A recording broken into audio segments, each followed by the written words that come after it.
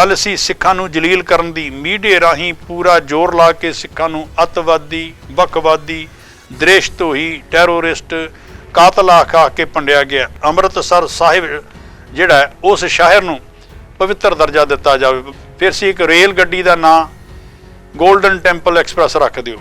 ਪਾਣੀਆਂ ਦਾ ਮਸਲਾ, ਪਾਣੀ ਜਿਹੜਾ ਪੰਜਾਬ ਦਾ ਨਾਂ ਖੋਇਆ ਜਾਵੇ। ਚਕਰਾਤਾ ਦੀਆਂ ਪਹਾੜੀਆਂ ਵਿੱਚ ਆਪ ਜੀ ਜਾਣਦੇ ਹੋ ਕਿ 1 ਨਹੀਂ 2 ਮਹੀਨੇ ਨਹੀਂ ਸਾਲ 1.5 ਸਾਲ ਪਹਿਲਾਂ ਤੱਕ ਜਾ ਕੇ ਉਹਦੀ ਪ੍ਰੈਕਟਿਸ ਕਰਨੀ ਸ਼ੁਰੂ ਕਰ ਦਿੱਤੀ। ਹਮਲਾ ਕਿਵੇਂ ਕਰਨਾ ਹੈ, ਕਿੱਥੇ ਕਰਨਾ ਹੈ, ਕਿਨ ਕਰਨਾ ਹੈ। ਫਿਰ ਹਰਿਮੰਦਰ ਸਾਹਿਬ ਦਾ ਮਾਡਲ ਬਣਾ ਕੇ ਰਿਹਰਸਲਾਂ ਕੀਤੀਆਂ ਗਈਆਂ। ਇੰਗਲੈਂਡ ਵਰਗੇ, ਰਸ਼ੀਆ ਵਰਗੇ ਮੁਲਕਾਂ ਨੂੰ ਹੁਣ ਜੋ ਪਰਤਾਂ ਖੁੱਲ ਰਹੀਆਂ ਨੇ, ਨੌਜਵਾਨਾਂ ਨੂੰ ਤਸੀਹੇ ਦੇ ਕੇ ਘਰਦਿਆਂ ਦੀ ਫੜੋ ਫੜੀ। ਪਿੰਡਾਂ ਦੇ ਵਿੱਚ ਪੈਰਾਮਿਲਟਰੀ ਫੋਰਸਾਂ, ਪੁਲਿਸ ਨੇ, ਫੌਜ ਦੇ ਜਵਾਨਾਂ ਨੇ 3-3 ਘੇਰੇ ਪਾ ਕੇ ਪਿੰਡਾਂ ਵਿੱਚੋਂ ਸਾਰਿਆਂ ਨੂੰ ਕੱਢ ਕੇ ਨੌਜਵਾਨਾਂ ਨੂੰ ਸ਼ਰੇਆਮ ਚੁੱਕ ਕੇ ਜੇ ਕਿਸੇ ਨੇ ਰੋਕਣ ਦੀ ਕੋਸ਼ਿਸ਼ ਕੀਤੀ ਤਾਂ ਉਹਨਾਂ ਦੇ ਮਾਂ ਪਿਓ ਨੂੰ, ਉਹਨਾਂ ਦੇ ਬਾਪ ਦੀ ਦਾੜੀ ਤੱਕ ਪੁੱਟਣੀ। ਇੱਕ ਪੁਲਿਸ ਅਫਸਰ ਨਾਲ ਗੱਲ ਹੋਈ, ਉਹਨੂੰ ਮੈਂ ਗੱਲ ਆਖੀ ਵੀ ਅੱਜ ਜਿਸ ਢੰਗ ਨਾਲ ਸ਼ਰੇਆਮ ਬੇਇੱਜ਼ਤੀ ਕੀਤੀ ਜਾਂਦੀ ਹੈ, ਜਿਸ ਢੰਗ ਨਾਲ ਕਿਸੇ ਦੇ ਬਾਪ ਦੀ ਬੇਇੱਜ਼ਤੀ ਉਸ ਬੱਚੇ ਦੇ ਸਾਹਮਣੇ ਹੁੰਦੀ ਹੈ ਔਰ ਸ਼ਰੇਆਮ ਪਰੇ ਦੇ ਵਿੱਚ ਹੁੰਦੀ ਹੈ, ਉਹ ਕੱਲ ਨੂੰ ਉਹ ਮਨੁੱਖ ਹਥਿਆਰ ਨਾ ਚੁੱਕਣ ਜਾਂ ਬਦਲਾ ਨਾ ਲੈਣ ਤਾਂ ਫਿਰ ਤੁਸੀਂ ਉਹਨਾਂ ਤੋਂ ਕੀ ਆਸ ਰੱਖੋਗੇ। ਗੱਲ ਸੀ ਸਿੱਖਾਂ ਨੂੰ ਜਲੀਲ ਕਰਨ ਦੀ। ਮੀਡੀਆ ਰਾਹੀਂ ਪੂਰਾ ਜ਼ੋਰ ਲਾ ਕੇ ਸਿੱਖਾਂ ਨੂੰ ਅੱਤਵਾਦੀ, ਵੱਖਵਾਦੀ, ਦ੍ਰਿਸ਼ ਧੋਹੀ, ਟੈਰੋਰਿਸਟ, ਕਾਤਲ ਆਖਾ ਕੇ ਭੰਡਿਆ ਗਿਆ। ਦੱਸੋ ਕਿਹੜੀ ਮੰਗ ਸੀ ਜਿਹੜੀਆਂ ਮੰਗਾਂ ਦਾ ਚਾਰਟਰ ਦੇਣ ਵੀ ਗਏ ਸਨ, ਜਿਹੜੀ ਵੱਖਵਾਦੀ ਸੀ। ਗੱਲ ਤੇ ਸੀ ਅੰਮ੍ਰਿਤਸਰ ਸਾਹਿਬ ਜਿਹੜਾ ਉਸ ਸ਼ਹਿਰ ਨੂੰ ਪਵਿੱਤਰ ਦਰਜਾ ਦਿੱਤਾ ਜਾਵੇ, ਪਵਿੱਤਰ ਸ਼ਹਿਰ ਦਾ ਦਰਜਾ ਦਿੱਤਾ ਜਾਵੇ। ਬਹੁਤ ਸਾਰੇ ਹਿੰਦੂਆਂ ਦੇ ਜਿਹੜੇ ਅਸਥਾਨ ਨੇ, ਧਾਰਮਿਕ ਅਸਥਾਨ ਨੇ, ਉਹਨਾਂ ਨੂੰ ਪਵਿੱਤਰ ਸ਼ਹਿਰਾਂ ਦਾ ਦਰਜਾ ਅੱਗੇ ਆਲਰੇਡੀ ਦਿੱਤਾ ਜਾ ਚੁੱਕਾ ਹੈ। ਮੁਬਾਰਕ ਹੋਵੇ, ਹੋਰ ਮਿਲਣਾ ਚਾਹੀਦਾ। ਪਰ ਲੇਕਿਨ ਹਰਿਮੰਦਰ ਸਾਹਿਬ, ਅੰਮ੍ਰਿਤਸਰ ਸਾਹਿਬ ਨੂੰ ਜੇ ਪਵਿੱਤਰ ਸ਼ਹਿਰ ਦਾ ਦਰਜਾ ਦਿਵਾਉਣਾ ਹੈ ਤੇ ਸਿੱਖਾਂ ਨੂੰ ਜਾਨਾਂ ਹੁੱਲਣੀਆਂ ਪੈਂਦੀਆਂ ਨੇ, ਕੁਰਬਾਨੀਆਂ ਦੇਣੀਆਂ ਪੈਂਦੀਆਂ ਨੇ। ਫਿਰ ਸੀ ਇੱਕ ਰੇਲ ਗੱਡੀ ਦਾ ਨਾਂ ਗੋਲਡਨ ਟੈਂਪਲ ਐਕਸਪ੍ਰੈਸ ਰੱਖ ਦਿਓ। ਹੁਣ ਜੇ ਕੋਈ ਪੁੱਛਣ ਵਾਲਾ ਹੋਵੇ 2 ਰੁਪਈਏ ਦਾ ਰੰਗ ਨਹੀਂ ਲੱਗਦਾ ਉਹਦੇ ਉੱਤੇ, ਸਿਰਫ ਉਹ ਨਾਂ ਲਿਖਣ ਲਈ ਕਿ ਗੋਲਡਨ ਟੈਂਪਲ ਐਕਸਪ੍ਰੈਸ ਰੱਖਣ ਨਾਲ ਉਹਦੇ ਪਹੀਏ ਜ਼ਿਆਦਾ ਘਸਣੇ ਸਨ, ਤੇਲ ਵੱਧ ਖਾਣਾ ਸੀ, ਗੈਸ ਵੱਧ ਫੂਕਣੀ ਸੀ, ਜਾਂ ਉਹਨੇ ਸਵਾਰੀਆਂ ਘੱਟ ਚੁੱਕਣੀ। ਗੱਲ ਤਾਂ ਕੇਵਲ ਸਿੱਖਾਂ ਨੂੰ ਜਲੀਲ ਕਰਨ ਦੀ। ਇੱਕ ਬੇਬੁਨਿਆਦ ਜੀਆਂ ਛੋਟੀਆਂ ਗੱਲਾਂ ਵੀ ਜੇ ਕੋਈ ਮਨੁੱਖ ਨਹੀਂ ਦੇ ਸਕਦਾ। ਚੰਡੀਗੜ੍ਹ ਜਾਂ ਪੰਜਾਬੀ ਬੋਲਦੇ ਇਲਾਕੇ ਪੰਜਾਬ ਨੂੰ ਦਿੱਤੇ ਜਾਣ, ਜਾਂ ਪਾਣੀਆਂ ਦਾ ਮਸਲਾ, ਪਾਣੀ ਜਿਹੜਾ ਪੰਜਾਬ ਦਾ ਨਾਂ ਖੋਇਆ ਜਾਵੇ। ਇਹਦੇ ਵਿੱਚ ਦੱਸੋ ਕੀ ਸੰਤ ਬਾਬਾ ਜਰਨੈਲ ਸਿੰਘ ਹੋਰਾਂ ਦਾ ਆਪਣਾ ਕੋਈ ਮਵਾਦ ਸੀ? ਸਮੁੱਚੇ ਪੰਜਾਬੀਅਤ ਲਈ ਇਹ ਗੱਲਾਂ ਕੀਤੀਆਂ ਗਈਆਂ, ਪਰ ਲੇਕਿਨ ਕੀ ਪੰਜਾਬ ਜਿਹੜਾ ਉਹ ਹਿੰਦੁਸਤਾਨ ਦਾ ਸੂਬਾ ਨਹੀਂ ਸੀ ਜਿਹਦੀ ਭਲਾਈ ਦੀ ਗੱਲ ਨਹੀਂ ਕਰ ਸਕਦੇ? ਪਰ ਚਲੋ ਅੱਗੇ ਆਉਂਦਾ ਇਹ ਹਮਲਾ ਕਿਉਂ ਹੋਇਆ।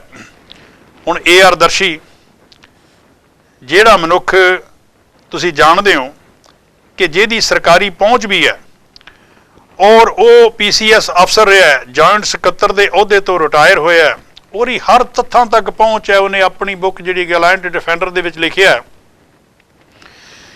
ਕਿ ਰਾਹ ਦਾ ਅਫਸਰ AI ਵਾਸਾਵਾੜਾ 1982 ਦੇ ਅੱਧ ਤੱਕ ਸ੍ਰੀ ਅੰਮ੍ਰਿਤਸਰ ਸਾਹਿਬ ਦਾ ਇੰਚਾਰਜ ਇਹਨਾਂ ਨੇ ਲਾ ਰੱਖਿਆ, ਸਿਰਫ ਇਹੀ ਗੱਲ ਕਰਨ ਲਈ ਹਮਲਾ ਕਿਵੇਂ ਕਰਨਾ ਹੈ, ਕੀ ਉਹਦਾ ਨਤੀਜਾ ਹੋਵੇਗਾ। ਫਿਰ ਉਹ ਤੋਂ ਬਾਅਦ SK ਤ੍ਰਿਪਾਠੀ ਆਇਆ, ਜਿਹਨੇ ਸਾਰੀ ਗਰਾਊਂਡ ਜਿਹੜੀ ਹੈ ਹਮਲੇ ਦੀ ਤਿਆਰ ਕੀਤੀ। ਇਹ ਭੰਡੀ ਪ੍ਰਚਾਰ ਕਰਨਾ ਵੀ ਉਸੇ ਹੀ ਕੜੀ ਦਾ ਇੱਕ ਨਤੀਜਾ ਸੀ। ਫਿਰ ਉਹ ਤੋਂ ਬਾਅਦ ਕਰਨਲ B ਲੰਗਰ ਆਇਆ, ਜਿਹਨੂੰ ਸਾਰਾ ਵਿਸ਼ਲੇਸ਼ਣ ਕਰਨ ਦੀ ਡਿਊਟੀ ਲਾਈ ਗਈ ਕਿ ਤੈਂ ਸਾਰਾ ਕੁਝ ਕਰਕੇ ਉਹਦੇ ਨਤੀਜਾ ਕੀ ਨਿਕਲ ਸਕਦਾ ਦੱਸਣਾ। ਤੇ ਉਹਦੀ ਇਹ ਰਿਕਮੈਂਡੇਸ਼ਨ ਸੀ ਵੀ ਜੇ ਹਮਲਾ ਹੋਣ ਦੀ ਸੂਰਤ ਵਿੱਚ ਜੇ ਉਹ ਤੋਂ ਬਾਅਦ ਇਲੈਕਸ਼ਨ ਹੁੰਦੀ ਹੈ ਤੇ ਉਹਦੇ ਵਿੱਚ ਹਿੰਦੂ ਵੋਟਾਂ ਦਾ ਜਿਹੜਾ ਲਾਭ ਹੈ ਉਹ ਕਾਂਗਰਸ ਨੂੰ ਬਹੁਤ ਜ਼ਿਆਦਾ ਮਿਲੇਗਾ।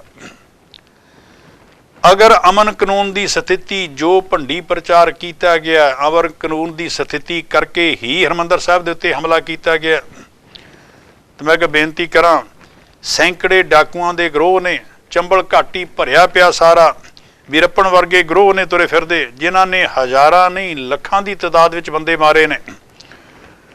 ਔਰ ਬਿਹਾਰ ਦੇ ਜਗੀਰਦਾਰ ਬ੍ਰਾਹਮਣ ਨੇ ਕਮੀਆਂ ਦੀਆਂ ਬਸਤੀਆਂ ਸਾੜ ਦਿੱਤੀਆਂ। ਸੈਂਕੜੇ ਬੰਦਿਆਂ ਦੀਆਂ ਅੱਖਾਂ ਵਿੱਚ ਤੇਜ਼ਾਬ ਪਾ ਕੇ ਅੰਨ੍ਹਿਆਂ ਕਰ ਦਿੱਤਾ ਗਿਆ। ਸਮੂਹਕ ਰੂਪ ਵਿੱਚ ਪਿੰਡਾਂ ਦੇ ਪਿੰਡ ਬਸਤੀਆਂ ਸਾੜ ਦਿੱਤੀਆਂ, ਬਲਾਤਕਾਰ ਕੀਤੇ ਗਏ। ਪਰ ਕਦੇ ਫੌਜ ਨਹੀਂ ਚੜੀ, ਕਦੇ ਤੋਪਾਂ ਨਹੀਂ ਦਣਦਣਾਈਆਂ, ਕਦੇ ਟੈਂਕ ਨਹੀਂ ਚੜੇ, ਕਦੇ ਹੈਲੀਕਾਪਟਰ ਨਹੀਂ ਹਰਕਤ ਵਿੱਚ ਆਏ, ਕਦੇ ਅਮਨ ਤੇ ਕਾਨੂੰਨ ਨੂੰ ਖਤਰਾ ਪੈਦਾ ਨਹੀਂ ਹੋਇਆ। ਪਰ ਇੱਥੇ ਕਾਨੂੰਨ ਨੂੰ ਖਤਰਾ ਪੈਦਾ ਹੋਣ ਦੇ ਨਾਂ ਤੇ ਇੱਕ ਐਸਾ ਬਾਵੇਲਾ ਮਚਾਇਆ ਗਿਆ। ਚਕਰਾਤਾ ਦੀਆਂ ਪਹਾੜੀਆਂ ਵਿੱਚ ਆਪ ਜੀ ਜਾਣਦੇ ਹੋ ਕਿ 1 ਨਹੀਂ 2 ਮਹੀਨੇ ਨਹੀਂ ਸਾਲ 1.5 ਸਾਲ ਪਹਿਲਾਂ ਤੱਕ ਜਾ ਕੇ ਉਹਦੀ ਪ੍ਰੈਕਟਿਸ ਕਰਨੀ ਸ਼ੁਰੂ ਕਰ ਦਿੱਤੀ। ਹਮਲਾ ਕਿਵੇਂ ਕਰਨਾ ਹੈ, ਕਿੱਥੇ ਕਰਨਾ ਹੈ, ਕਿਨ ਕਰਨਾ ਹੈ।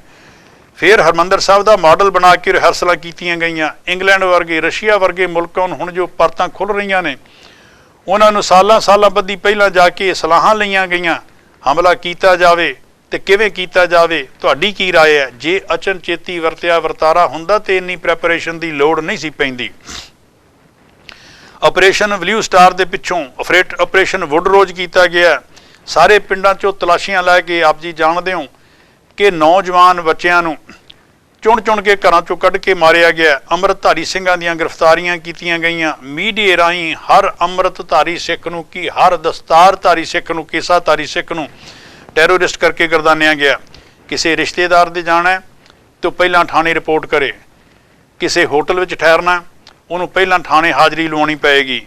ਜੇ ਕਿਸੇ ਥਾਂ ਤੇ ਗਿਆ, ਕਿਤੇ ਤਲਾਸ਼ੀ ਹੋ ਗਈ ਔਰ ਉਹਦੀ ਰਿਪੋਰਟ ਨਹੀਂ ਕੀਤੀ ਹੋਈ ਤੇ ਉਹ ਫਿਰ ਕਦੋਂ ਤੱਕ ਬੰਦ ਹੋਵੇਗਾ ਟਾਡਾ ਦੀਨ, ਇਹ ਸ਼ਾਇਦ ਅੱਜ ਤੱਕ ਕੋਈ ਨਹੀਂ ਦੱਸ ਸਕਿਆ।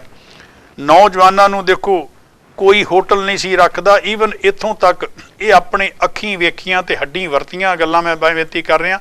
ਕਿਸੇ ਦੇ ਘਰ ਵਿੱਚ ਜਾਣਾ ਤੇ ਕੋਈ ਘਰ ਵਾਲਾ ਰਾਤ ਰੱਖਣੇ ਨੂੰ ਤਿਆਰ ਨਹੀਂ ਸੀ ਹੁੰਦਾ, ਤੁਹਾਡਾ ਆਪਣਾ ਨਜ਼ਦੀਕੀ ਰਿਸ਼ਤੇਦਾਰ ਵੀ, ਕਿਉਂਕਿ ਉਹਨਾਂ ਨੂੰ ਪਤਾ ਹੁੰਦਾ ਸੀ ਕਿ ਜੇ ਕਿਤੇ ਰੱਖ ਲਿਆ ਕੋਈ ਕੱਲ੍ਹ ਨੂੰ ਛਾਪਾ ਪੈ ਗਿਆ, ਜਿਵੇਂ ਪੈਰਾਮਿਲਟਰੀ ਫੋਰਸਾਂ ਛਾਪਾ ਮਾਰਦੀਆਂ ਸਨ, ਤੇ ਜੋ ਹਸ਼ਰ ਹੋਣਾ ਉਹ ਬਿਨਾਂ ਕਾਰਨ ਤੋਂ ਜਿਹੜਾ ਪ੍ਰਾਹੁਣਾ ਰਹਿਣ ਗਿਆ ਉਹਦਾ ਵੀ ਹੋਣਾ, ਉਹ ਤੇ ਘਰ ਵਾਲਿਆਂ ਦਾ ਵੀ ਹੋਣਾ।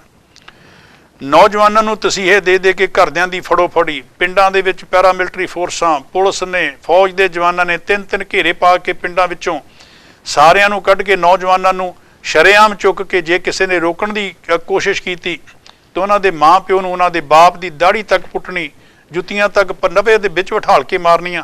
ਇਹੋ ਜਿਹਾ ਵਰਤਾਰਾ ਇਹ ਕਿਸ ਚੀਜ਼ ਨੂੰ ਜਨਮ ਦੇਵੇਗਾ? ਇਹ ਕਿਸ ਗੱਲ ਤੇ ਕੀਤਾ ਗਿਆ? ਹਾਂ, ਧੀਆਂ ਭੈਣਾਂ ਮਾਵਾਂ ਦੀ ਬੇਇੱਜ਼ਤੀ ਸ਼ਰੇਆਮ ਕੀਤੀ ਗਈ। ਜਿਸ ਮਨੁੱਖ ਨੇ ਕਿਤੇ ਜਾਨ ਬਚਾਉਣ ਲਈ ਘਰੋਂ ਕੋਈ ਨੌਜਵਾਨ ਦੌੜ ਗਿਆ, ਹੁਣ ਕੀ ਕਰੇਗਾ? ਰੋਜ਼ ਦੇ ਆਏ ਹੋਏ ਇਹ ਅੱਤਵਾਦ ਹੈ ਵਾਸਤਵ ਵਿੱਚ ਸਰਕਾਰੀ, ਕਿਸੇ ਨੂੰ ਜਿਉਣ ਨਹੀਂ ਦੇਣਾ। ਪਰ ਲੇਕਿਨ ਉਹ ਜੇ ਮਨੁੱਖ ਆਪਣੇ ਘਰੋਂ ਭੱਜ ਜਾਂਦਾ ਹੈ ਵੀ ਚਲੋ ਆਪਣੀ ਜਾਨ ਬਚਾਓ, ਮੇਰਾ ਕਿਸੇ ਨਾਲ ਕੀ ਵਾਸਤਾ ਹੈ, ਫਿਰ ਜੋ ਉਹਨਾਂ ਦੇ ਉੱਤੇ ਪਹਿਲਾਂ ਘਰੋਂ ਭੱਜਣ ਲਈ ਮਜਬੂਰ ਕੀਤਾ ਗਿਆ ਤੇ ਜਦੋਂ ਉਹ ਘਰੋਂ ਭੱਜ ਗਏ ਮਨੁੱਖ ਤੇ ਉੱਥੋਂ ਜਾ ਕੇ ਫਿਰ ਉਹਨਾਂ ਦੇ ਮਗਰ ਟੈਰੋਰਿਸਟ ਦਾ ਖਿਤਾਬ ਜਿਹੜਾ ਉਹ ਟੰਗ ਦਿੱਤਾ ਗਿਆ। ਮੈਨੂੰ ਯਾਦ ਹੈ, ਮੈਂ ਨਾਂ ਜਾਣਬੁੱਝ ਕੇ ਨਹੀਂ ਲਵਾਂਗਾ, ਇੱਕ ਪੁਲਿਸ ਅਫਸਰ ਨਾਲ ਗੱਲ ਹੋਈ, ਉਹਨੂੰ ਮੈਂ ਗੱਲ ਆਖੀ ਵੀ ਅੱਜ ਜਿਸ ਢੰਗ ਨਾਲ ਸ਼ਰੇਆਮ ਬੇਇੱਜ਼ਤੀ ਕੀਤੀ ਜਾਂਦੀ ਹੈ, ਜਿਸ ਢੰਗ ਨਾਲ ਕਿਸੇ ਦੇ ਬਾਪ ਦੀ ਬੇਇੱਜ਼ਤੀ ਉਸ ਬੱਚੇ ਦੇ ਸਾਹਮਣੇ ਹੁੰਦੀ ਹੈ ਔਰ ਸ਼ਰੇਆਮ ਪਰੇ ਦੇ ਵਿੱਚ ਹੁੰਦੀ ਹੈ, ਉਹ ਕੱਲ੍ਹ ਨੂੰ ਉਹ ਮਨੁੱਖ ਹਥਿਆਰ ਨਾ ਚੁੱਕਣ ਜਾਂ ਬਦਲਾ ਨਾ ਲੈਣ ਤਾਂ ਫਿਰ ਤੁਸੀਂ ਉਹਨਾਂ ਤੋਂ ਕੀ ਆਸ ਰੱਖੋਗੇ? ਤੇ ਉਹਦੇ ਬੜੇ ਲਾਫੀ ਸਨ, ਗੁਰਸਿੱਖ ਮਾਈਂਡਡ ਸੇ ਆਪਣੇ ਅਫਸਰ ਸੀ। ਉਹ ਆਂਦਾ ਵੀ ਭਾਈ ਸਾਹਿਬ ਤੁਸੀਂ ਕੀ ਸੋਚਦੇ ਹੋ ਵੀ ਇਹ ਨਹੀਂ ਚਾਹੁੰਦੇ ਦੌੜਨ? ਇੱਕ ਪਿੱਛੇ ਗਿਣੀ ਮਿੱਥੀ ਸਾਜ਼ਿਸ਼ ਹੈ। ਇਹ ਖੁਦ ਚਾਹੁੰਦੇ ਨੇ ਵੀ ਉਹ ਘਰੋਂ ਭੱਜਣ ਤੇ ਉਹਨਾਂ ਦੇ ਨਾਂ ਦੇ ਉੱਤੇ ਜਿਹੜੀਆਂ ਉਗਰਾਹੀਆਂ ਹੁੰਦੀਆਂ ਨੇ, ਹੋਰ ਹੁੰਦੀਆਂ ਨੇ। ਅੱਜ ਇੱਕ ਨੂੰ ਫੜ ਲਿਆ, ਵੱਢੀ ਲਈ, ਛੱਡ ਦਿੱਤਾ, ਅਗਲੇ ਦਿਨ ਫਿਰ ਛਾਪਾ ਮਾਰਿਆ, ਫਿਰ ਪੈਸੇ ਲਈ ਛੱਡ ਦਿੱਤਾ। ਇਹ ਤੇ ਇਹਨਾਂ ਦੀ ਇਨਕਮ ਸੋਰਸ ਬਣ ਜਾਂਦਾ। ਜਿੱਥੇ ਪ੍ਰਸ਼ਾਸਨ ਦੀ ਜਿਹੜੀ ਆ ਰੁਚੀ ਇਹ ਬਣ ਜਾਏ ਔਰ ਸਰਕਾਰ ਇਹ ਗੱਲਾਂ ਕਰਾਉਂਦੀ ਹੋਵੇ, ਉੱਥੇ ਕੀ ਆਸ ਰੱਖੀ ਜਾ ਸਕਦੀ ਹੈ? ਸਾਡਾ ਹੀ ਕਤਲ ਕਰਨ ਲਈ ਫੌਜ ਨੂੰ, ਪੈਰਾਮਿਲਟਰੀ ਫੋਰਸਾਂ ਨੂੰ ਸਾਡੇ ਤੇ ਚੜਾ ਕੇ ਲਿਆਂਦਾ ਗਿਆ ਔਰ ਉਹਨਾਂ ਤੇ ਜਿੰਨਾ ਖਰਚਾ ਹੈ ਉਹ ਵੀ ਚੁੱਕ ਕੇ ਸਾਡੇ ਸਿਰ, ਭਾਵ ਪੰਜਾਬ ਦੇ ਸਿਰ ਪਾ ਦਿੱਤਾ ਗਿਆ। ਜਿਹੜਾ ਹਜ਼ਾਰਾਂ ਕਰੋੜ ਦਾ ਖਰਚਾ ਉਹ ਵੀ ਸਾਡੇ ਸਿਰ ਪਾ ਕੇ ਅੱਜ ਤੱਕ ਸਾਡੇ ਤੋਂ ਉਹਦੇ ਤੇ ਜਿਹੜੀ ਟੈਕਸ ਵਸੂਲੀ ਹੈ, ਵਿਆਜ ਵਸੂਲੀ ਕੀਤੀ ਜਾ ਰਹੀ ਹੈ।